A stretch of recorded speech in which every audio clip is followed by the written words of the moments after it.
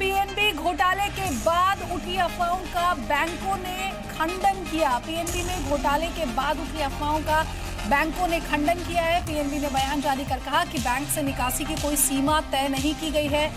ऐसी अफवाहें थी कि बैंक ने निकासी की सीमा 3,000 रुपए तय की है और इसी के साथ पीएनबी ने कहा कि घोटाले की जांच के लिए पीडब्ल्यूसी की नियुक्ति नहीं की गई। पीएनबी ने यह भी कहा कि आरबीआई ने उसे दूसरे बैंकों को भुगतान से संबंधित कोई आदेश नहीं दिया है। ऐसी अफवाहें थी कि आरबीआई ने पीएनबी से कहा कि वो दूसरे बैंकों के फर्जी बकाये का भुगतान करे। पीएनबी ने 18,000 कर्मचारियों की छटनी की खबर को भी गलत बताया। बैंक ने कहा कि विराट कोहली पीएनबी के ब्रांड एम्बेसडर बने रहेंगे। मेरे साथ मेरे सहयोगी दीपू राय ज्यादा अपडेट के लिए हमारे साथ जुड़ गए हैं। दीपू, बैंकों ने पीएनबी ने ये जो सारी अफवाहें उड़ रही थी इन सब का खंडन किया है।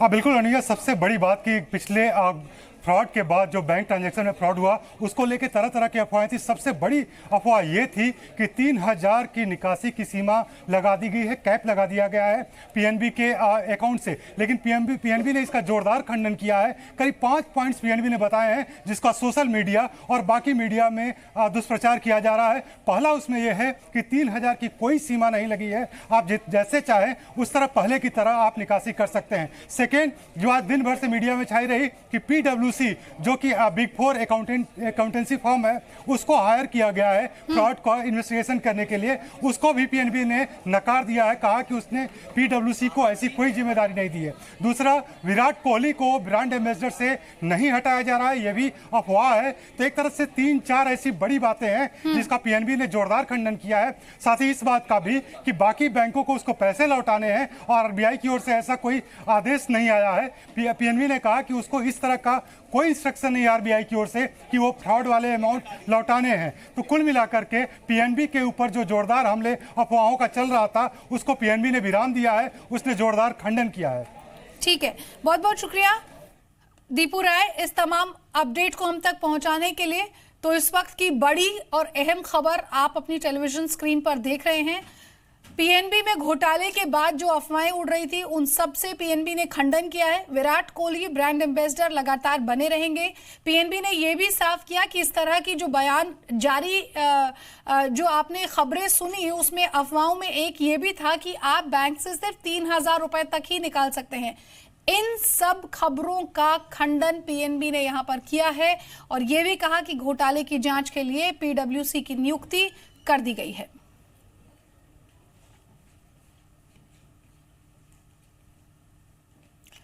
तो पीएनबी महाघोटाले पर जी बिजनेस की मुहिम के बाद अब ऑडिटर्स बैकफुट पर हैं। जी बिजनेस ने सबसे पहले पीएनबी घोटाले में ऑडिटर्स की भूमिका पर सवाल उठाए थे। साथ ही साथ हमने आपको यह खबर भी दी थी कि सरकार ऑडिटर्स की सजा सख्त करने के लिए नोटिफिकेशन ला सकती है। इसके बाद अब आईसीएआई भी हरकत में आ गया।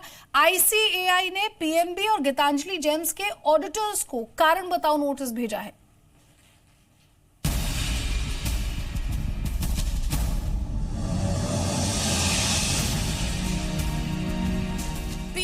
आखिरकार देश का दूसरा सबसे बड़ा सरकारी बैंक है और ये कैसे हुआ कि हर साल बैंकों में होने वाले ऑडिट के बावजूद ये घोटाला 7 साल तक पनपता रहा।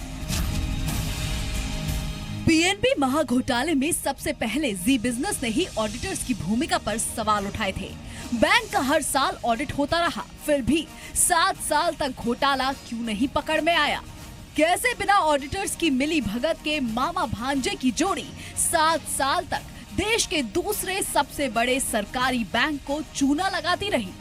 किस स्थिति में ये पॉसिबल है कि ऑडिटर्स की नजर में इस तरह का घोटाला ना आए? कैसे, क्या सिचुएशन हो सकती है कि ऑडिटर्स को, अगर मैं एक पल के लिए मान भी लेती हूं कि एक्सटर्नल ऑडिटर्स इसे नहीं पकड़ पाए, तो क्या ये पॉसिबल है कि 7 साल तक ऑडिट एक्सटर्नल ऑडिटर्स करते रहे और उसके बावजूद वो इस घोटाले के बारे में पता नहीं कर पाए? पॉसिबिलिटी इसलिए नहीं है कि किसी भी तरह से ये मामला दब नहीं सकता था। अगर कहीं भी रिकॉर्ड में छोटी मोटी एंट्री चढ़ी होती तो ऑडिटर जरूर पकड़ के ले जाता। पीएनबी महाघोटाले पर जी बिजनेस के ऑडिटर्स की भूमिका पर सवाल उठाने के बाद सरकार भी एक्शन में आ गई। अगले ही दिन सरकार ने ऑडिटर्स पर नकेल कसने की तैयारी कर ली। ये एक्सक्लूसिव जानकारी भी सबसे पहले आपको जी बिजनेस ने ही दी कि सरकार जल्द ही नेशनल फाइनेंशियल रिपोर्टिंग अथॉरिटी बनाने के लिए नोटिफिकेशन ला सकती है। जी बिजनेस ने सबसे पहले बैंक के ऑडिटर्स पर सवाल उठाए थे कि कैसे हुआ कि हर साल ऑडिट होने के बावजूद घोटाला 7 साल तक पनपता गया। जी बिजनेस पर इस मामले को उठाने के बाद देर से ही सही अब सरकार हरकत में आती दिख रही है। अब सरकार के हाथ में जो हथियार है वो है नेशनल फाइनेंशियल रिपोर्टिंग अथॉरिटी। ये अथॉरिटी चार्टर्ड अकाउंटेंट्स और ऑडिटर्स के लिए रेगुलेटर के तौर पर काम कर सकता है। अभी तक इस मामले में ऑडिटर्स की भूमिका पर ICAI यानी institute of chartered accountants of India ने चुप्पी साध रखी थी, लेकिन अब ICAI एक्शन में आ गया है। ICAI ने PNB गीतांजलि जेम्स के ऑडिटर्स को कारण बताओ नोटिस भेजा है। PNB के डिप्टी जनरल मैनेजर से फ्रॉड की जानकारी मांगी। ICAI ने रिजर्व बैंक ऑफ इंडिया को भी चिट्ठी लिखी। RBI से PSU बैंकों के कॉर्पोरेट कर्जदारों की लिस्ट मांगी। 2000 करोड़ या इससे ज्यादा बकाया वालों की लिस्ट मांगी। लिस्ट की ICAI जांच करेगी, नियमों का उल्लंघन देखेगी। ICAI ने कॉर्पोरेट अफेयर्स मंत्रालय को भी चिट्ठी लिखी है। ICAI ने चार्टर्ड अकाउंटेंट्स की मिली भगत के सबूत मांगे हैं। जी बिजनेस पर ऑडिटर्स की भूमिका पर सवाल उठाने का लगातार असर हो रहा है। सरकार हो या institute of chartered accountants of India, सभी ने ऑडिटर्स एक्शन शुरू कर दिया है। हर तरफ अब यही सवाल उठ रहे हैं कि आखिर क्यों 7 साल तक ऑडिटर्स PNB में महा घोटाले को पकड़ नहीं पाए। क्या ऑडिटर्स ने ऑडिट में अनदेखी की या जानबूझकर आंखें मूंदी रखी? ब्यूरो रिपोर्ट, जी मीडिया। ICAI ने PNB घोटाले पर अपना एक्शन तेज कर दिया है। मुंबई में आज ICAI के उच्च अधिकारियों के ग्रुप की एक बैठक हुई और इस बैठक में पंजाब नेशनल बैंक का एक अधिकारी इस उच्च स्तरीय ग्रुप के सामने पेश हुआ। सूत्रों के हवाले से खबर है कि अधिकारी से मौजूदा मामले पर अपडेट लिया गया। ICAI के अधिकारियों के ग्रुप की ये पहली मीटिंग हुई है। तो देश के सबसे बड़े बैंक घोटाले के आरोपी और गीतांजलि जेम्स के मालिक मेहुल चोकसी की मुश्किलें बढ़ने वाली हैं। मिनिस्ट्री ऑफ कॉर्पोरेट अफेयर्स ने नेशनल कंपनी लॉ ट्राइब्यूनल में गीतांजलि जेम्स के खिलाफ अर्जी दी है और आरोपियों की प्रॉपर्टीज को फ्रीज करने की इजाजत मांगी है। मिनिस्ट्री ऑफ कॉर्पोरेट अफेयर्स ने गीतांजलि जेम्स के खिलाफ कंपनीज एक्ट के तहत मामले भी दर्ज कराए।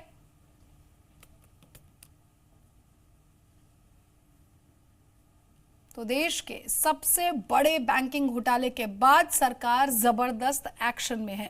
सभी सरकारी बैंकों को यह आदेश दे दिया गया है कि वो एक स्पेशल अधिकारी या स्पेशल एजेंसी का गठन करें।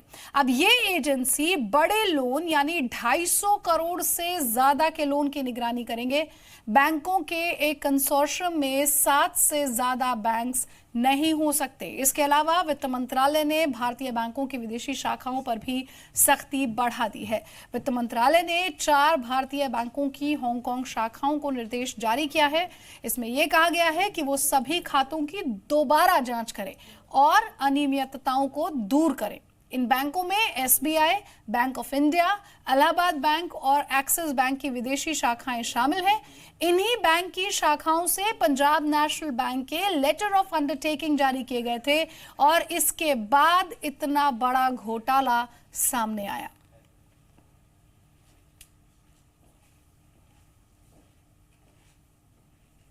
तो PNB घोटाले के बाद अब यह आवाज उठने लगी है कि क्या सरकारी बैंकों का निजीकरण कर देना चाहिए।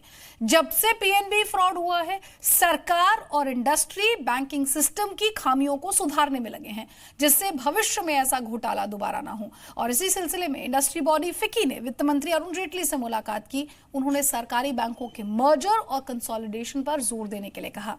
उनसे एक्सक्लूसिव बातचीत की मेरे सहयोगी आलोक प्रियदर्शी ने।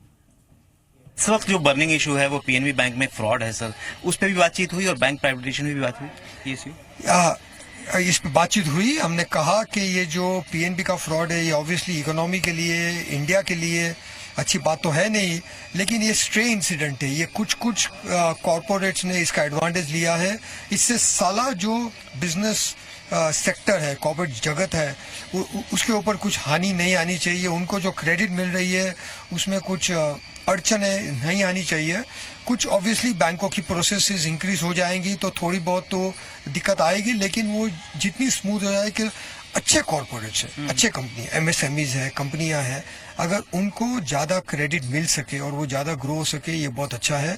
और on a long term basis हमने ये भी कहा कि गवर्नमेंट को सोचना चाहिए कि कुछ PSU बैंक को कंसोलिडेट करते हैं, कुछ PSU बैंक को प्राइवेटाइज कर देते हैं, और एंड में सिर्फ 2 या 3 बहुत स्ट्रांग बड़े PSU बैंक होने चाहिए, लेकिन लार्जली इतने सारे PSU बैंक की जरूरत है नहीं। जो ये समस्या है, क्या आपको लगता है प्राइवेटाइजेशन से कितनी हद तक हल हो पाएगी, जो आप बता रहे हैं? ये लॉन्ग टर्म का privatization, as I said, complete answer तो है नहीं, ये पार्शियल आंसर है। लेकिन प्राइवेटाइजेशन के साथ में गवर्नेंस है, रिस्क मैनेजमेंट है, कल्चर है, ये भी इम्प्रूव करना है। लेकिन अगर 2 या 3 बैंक गवर्नमेंट के पास हो तो ये बहुत आसान हो जाएगा। अगर गवर्नमेंट के पास इतने सारे बैंक के ऊपर उन्होंने अगर अपना फोकस डालना है तो बहुत मुश्किल हो जाएगा। जी, मीडिया से बात करने का शुक्रिया। Thank you. तो PNB महाघोटाले के बाद सरकारी बैंक्स अपना सिस्टम तेजी से सुधारने में जुट गए हैं। रिजर्व बैंक ऑफ इंडिया ने सभी बैंकों को स्विफ्ट और CBS लिंक करने का निर्देश दिया है। बैंकों ने इस पर अमल करना शुरू कर दिया है। इंडियन बैंक एसोसिएशन की चेयरमैन उषा अनंत सुब्रमण्यम ने कहा कि दोनों सिस्टम्स को लिंक करने की डेडलाइन 30 अप्रैल है, लेकिन बैंक्स उससे पहले भी लिंक कर सकते हैं। No, actually, it's time that all of us revisited, I mean, in general, all banks revisited the system, because fraud risk management is something very, very important. So whatever loopholes are there, because, I mean, there could exist, which need to be addressed immediately. And again, you have to address it to the best efforts and best levels. That's what all of us are working at. No, there is already a mandate from the Reserve Bank of India saying that you need to comply with this, straight-through processing and combining or taking on your SWIFT on to the CBS who have not done. The work is in, everybody has started in right earnest. See, that could be a deadline. That is an outer limit. But today the urgency is such, everybody, maybe I will shelve one project side and then step into this and tell my vendor, you fast track this.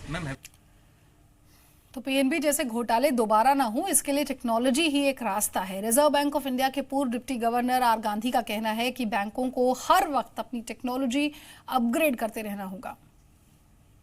Sir, मैं सबसे पहले आपसे यही समझना चाहूँगा कि technology का इस्तेमाल करके किस तरह से जो अभी के सिस्टम है उनको और स्ट्रॉन्ग किया जा सकता है। जिस तरह से जो आजकल कुछ फ्रॉड सामने आते हैं, तो कैसे technology can play a vital role in that? Sir, technology is always an enabler for things.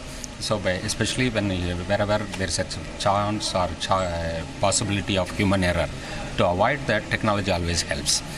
That's why consistently the bank or the government or in India, we have been putting a lot of emphasis on banks adopting technology, and periodically it has to be updated also. It's not that just because you are adopting technology everything is done and done. That is definitely not there.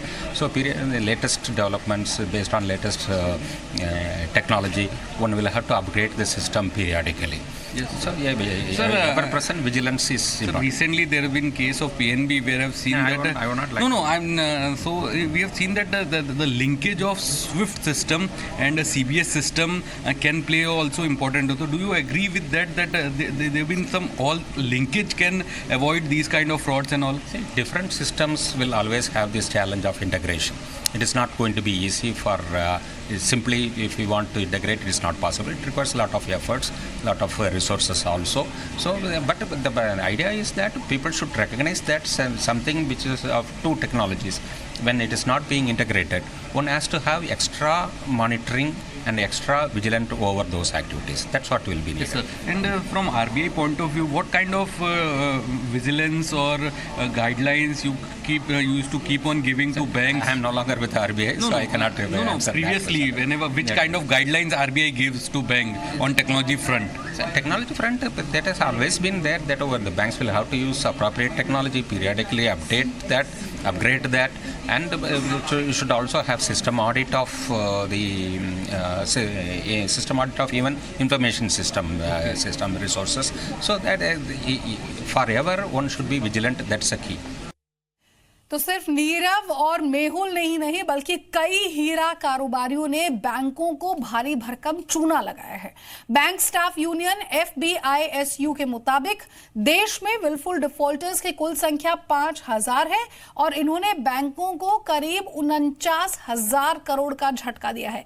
FBISU की जारी list में वैसे तो कई बैंकों के नाम है, पर चौंकाने वाली बात यह है कि इस लिस्ट में सबसे ऊपर अगर किसी बैंक का नाम है तो वो PNB है। पंजाब नेशनल बैंक को 9 डिफॉल्टर्स के जरिए 1790 करोड़ रुपए का झटका लगा है। ये रकम स्टेट बैंक ऑफ इंडिया को लगे झटके से करीब 4 गुना ज्यादा है। हालांकि SBI में विलफुल डिफॉल्टर्स की संख्या ज्यादा है। 15 डिफॉल्टरों के जरिए SBI को 410 करोड़ रुपए का झटका लगा, जबकि बकाया रकम के मामले में PNB का नंबर सबसे ऊपर है।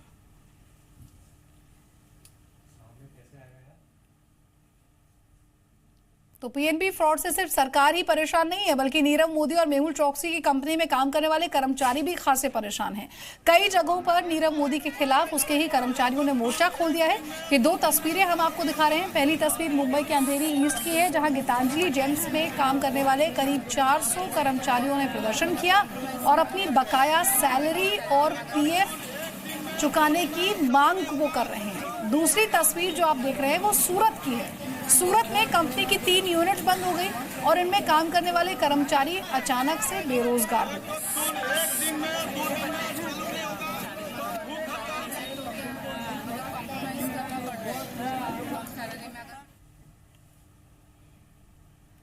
और चलिए अब आपको सुनाते हैं प्रदर्शनकारी कर्मचारियों का क्या कहना है। ऐसा हुआ है कि मंडे से हमारे सारे बैंक अकाउंट सील हो चुके हैं, हमारी ऑफिस सील हो चुकी है। हमारी फेब की सैलरी मिलेगी या नहीं मिलेगी ये भी नहीं पता है।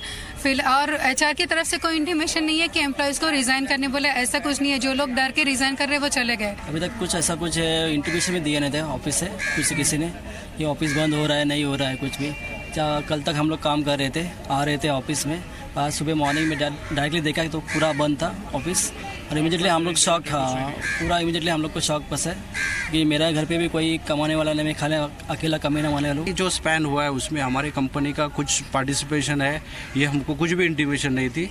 अभी भी हमारे ऑफिस चालू है, कल तक हम लोग ऑफिस में थे, अभी आज भी ऑफिस चालू है। खाली हम लोग ने कंपनी ने अपने कंपनी का जो अपना सिक्योरिटी हेड है उसने ही ताला लगा दिया है। इसे जानने के लिए चलते हैं सीधे अभिषेक और दिनेश के पास। अभिषेक, पहले तो मुझे ये बताइए, मैं क्यों ना बुरा मानूं कि घोटाला है? मैं तो मानूंगी बुरा कि घोटाला है। नहीं, बट इसमें बुरा मानने कोई बात नहीं है। आप नीरव मोदी के बारे में सोचिए, 11,000 करोड़। दिनेश, तुमने कभी सपने में भी देखे हैं 11,000 करोड़? काश मैं इतना ज्यादा सोच पाता, लेकिन हम तो सोच की लिमिट खत्म हो जाती है। 11,000 करोड़, लेकिन फिर भी इंटरनेट पे जो हड़कंप मचा हुआ है ना बॉस, मतलब उसके बारे में बोल नहीं सकते। इतने मजेदार चुटकुले सोशल मीडिया पर जो मीम्स बने हैं। देखिए, सबसे पहले नीरव मोदी को ढूंढने निकले PNB के कर्मचारी, लेकिन एक बार बताऊं, इस फोटो को देख के लगता है कि बेटा तुम्हें लक्षण ठीक नहीं लग रहे हैं, तुमसे ना हो पाएगा। बिल्कुल। इसके बाद अगर हम एक और मीम पर चलें तो यहाँ पे लिखा है कि ये पूछने जरा, वो नीरव मोदी वाली बैंकिंग कैसे होती है? ये हमें भी आखिर जानना है कि इन बैंक्स में वो नीरव मोदी वाली बैंकिंग कैसे होगी। यार, मैंने एक बार 1 लाख का लोन लिया था, अब तक लोग पीछे पड़ते हैं उसके लिए। एनीवे, ये कह रहे हैं कि भाई बैंक लूटने के लिए महाशय आए हैं और कह रहे हैं कि भैया ये चीजें तो अब ऑनलाइन भी हो जाती हैं। आजकल ऑनलाइन का जमाना है, सब कुछ आपको ऑनलाइन ही मिल पाएगा। इसके बाद नीरव मोदी कह रहे हैं, मैं कितनी बार बैंक को पैसे लौटाने गया लेकिन हर बार ये बोल के भगा दिया, अभी लंच टाइम ही बाद में आना। मतलब ये life story of every citizen of India. ये इसमें नीरव मोदी गलती नहीं है। और ये देखिए, ये होती सिक्योरिटी सिस्टम। अगर ये PNB वालों ने पहले ऐसे रखा होता ना, वो कहते ना कभी नहीं होता। चोरी के बाद ही सिक्योरिटी टाइट होती है, तो ऐसी सिक्योरिटी टाइट होगी। और ये देखिए, अब यार ये चीज समझ में नहीं आई। ये देखिए, ये मुझे लग रहा है, नहीं ये पुरानी फोटो नहीं है, ये मीम गलत है। इसमें दिखाया हुआ है कि भैया 10 रुपए का पेन चुराने के लिए ये 11,000 करोड़ कैसे चुरा ले गए, पर ये फोटो गलत है। मुझे लग रहा है सिक्योरिटी टाइट की है, अब ये पेन भी नहीं चुरा सकते। अब आप 11 रुपए का 11,000 करोड़ रुपए तो छोड़ो। अगला अगर हम देखें, व्हाट्सएप के ऊपर भी बहुत मैसेजेस चल रहे हैं, और जिसे कहा जाए व्हाट्सएप पर, ये तो मतलब मेरी भी इच्छा है कि सरकार से मेरी 2 ही इच्छा है, give me loan and leave me alone. मतलब ये हर एक इंसान का ना ये गुरु मंत्र बन चुका है। I can fake my own death, अगर मुझे कोई 11,000 करोड़ रुपए दे दे। और दूसरे मैसेज कर रहे हैं कि अब लग रहा है कि भारत में विकास हुआ है। भाई देखिए, 2015 में उड़ता पंजाब था, और अब की बार 2018 में सीधे पंजाब नेशनल बैंक ही उड़ गया। वाह वाह वाह वाह, मतलब ये बात मानने वाली है कि टैलेंट की कमी नहीं है हमारे देश में। जब मीम्स बनाने की बात आती है ये तो तुम्हारे लिए बॉस, अगर तुम दिनेश मतलब शादी की बातें चल रही हैं, अब अगर इंडिया के बाहर होते तो लोग सीधे पूछते हैं कौन से बैंक से हो भैया, कैसे आपने इतना किया कि सीधे न्यूयॉर्क लंदन पहुंच गए। ये भी एक अलग टैलेंट है अभिषेक। बिल्कुल, हमें इस टैलेंट को सीखना पड़ेगा। 11,000 करोड़ यार, बिल्कुल बिल्कुल 11,000 करोड़। और ट्विटर पर भी देखिए, बैंक लोन देने की पहली शर्त पासपोर्ट नहीं होना चाहिए। हमें नहीं मिलेगा, हमें तो अब नहीं मिलने वाला। ये अगर हमने पहले सोच लिया होता तो आज शायद 11,000 करोड़ नहीं 1,000 करोड़ ही कम से कम वो भी कम कमा लिए होते। बिल्कुल बिल्कुल। बट ये देखिए, ये है रोल मॉडल। डेडिकेशन और देशभक्ति अगर देखनी है तो ये है हमारे रोल मॉडल। मतलब कितने सच्चे जननायक देशभक्त हैं कि भाई जेल चले गए पर देश नहीं छोड़ा, और मतलब इसे कहा जाए जेल में। और इनसे भी बड़े हैं, इनसे बड़े सुब्रत राय सहारा जी के लिए तो मतलब कोटि प्रणाम। खुद की एयरलाइंस थी पर बंदा भागा नहीं, मतलब भागे नहीं। ये होता है जज्बा। हम मतलब जिसे कहा जाए ना कि बी लाइक हिम। अब ये जो है गुमनामी की जिंदगी जीना चाहता हूं, बस एक बार लोन पास हो जाए। ये हर एक घर की कहानी कह सकते हैं, घर की कहानी। 11,000 करोड़ ना दो यार, 1,000 करोड़ ही दे दो, मैं काम चला लूंगा किसी तरीके से। तो दरअसल अनुया क्या सोचती हैं आप? मुझे लगता है कि ये जो मीम्स है ये देखकर आप जरूर कुछ ना कुछ प्लान बना लेंगे। कुछ 1,000 करोड़ नहीं तो 100 करोड़ नहीं तो लाखों का घोटाला तो आप लोग जरूर करेंगे। चलिए, इस बुलेटिन में हमें दीजिए इजाजत। नमस्कार।